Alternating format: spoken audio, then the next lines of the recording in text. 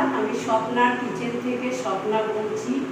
আপনাদের সকলকে জানাই স্বাগত। আশা করি আপনারা সকলে ভালো আছেন।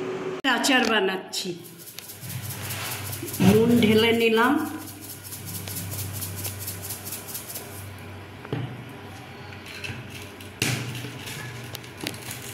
লঙ্কাটা ডলে নিলাম,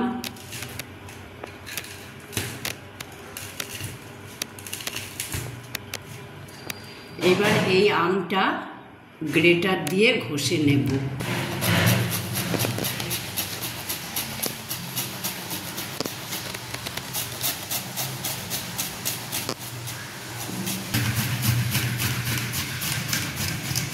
এই দেখুন কি মিহি করে পড়ছে।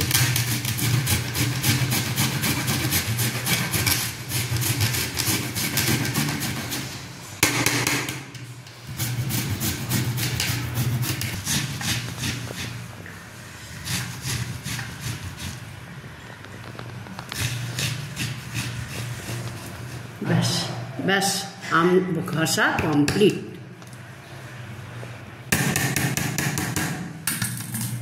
করে এইটাকে মেখে নিই।